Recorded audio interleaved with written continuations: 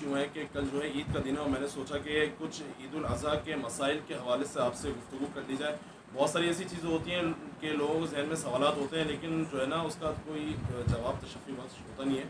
تو میں نے کہا کہ وہ مسائل جو ہیں وہ ڈسکس کر لی جائیں.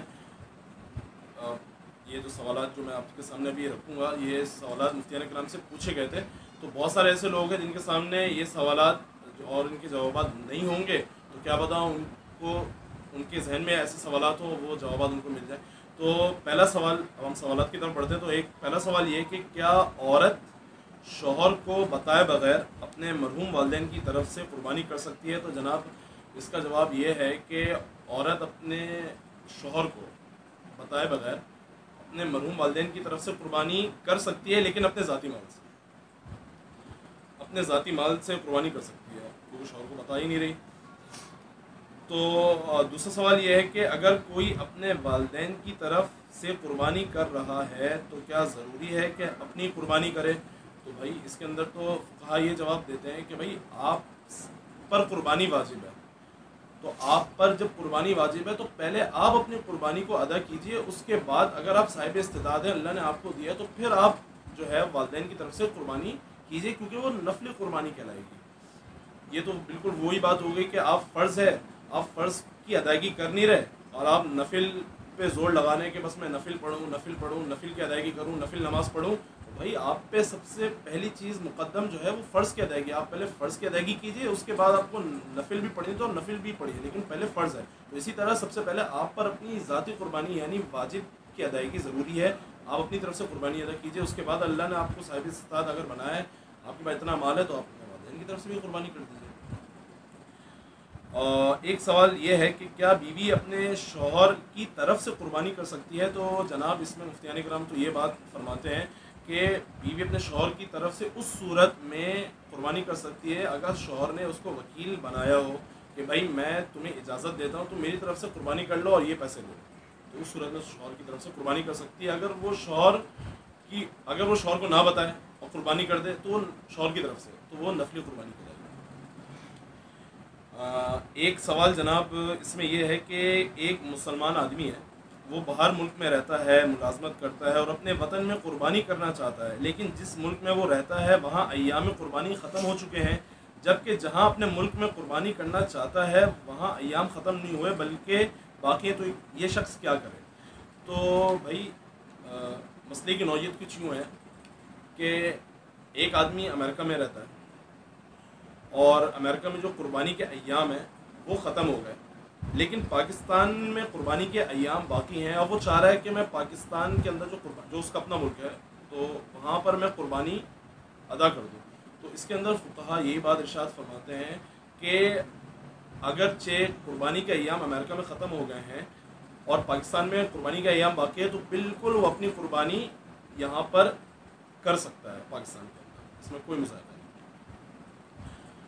اور ایک سوال یہ ہے کہ ایک آدمی ہے 32 سال 35 سال کا بے روزگار نوجوان ہے تو کیا اس پر قربانی واجب ہے؟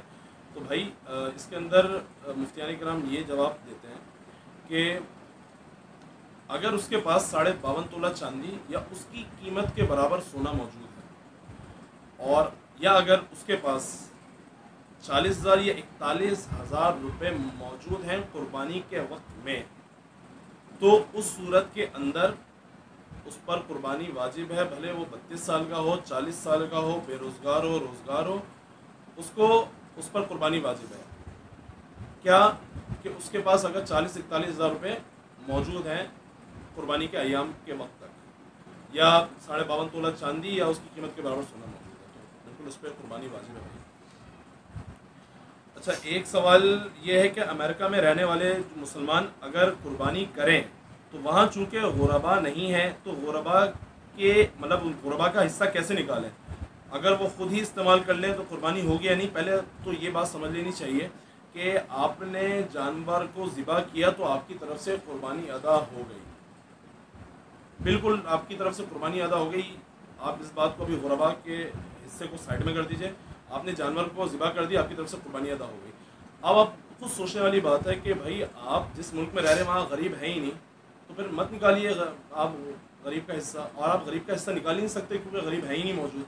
تو اس صورت میں آپ جو قربانی کا گوشت ہے وہ آپ خود ہی استعمال کیجیے، کھائیے پیجیے، اور قربانی تو آپ کی طرف سے ادا ہوگی۔ اچھا، ایک سوال جناب یہ ہے کہ ذبح کرتے ہوئے اگر جانور کی گردن علیحدہ ہو جائے تو وہ حرام ہو جاتا ہے یا نہیں؟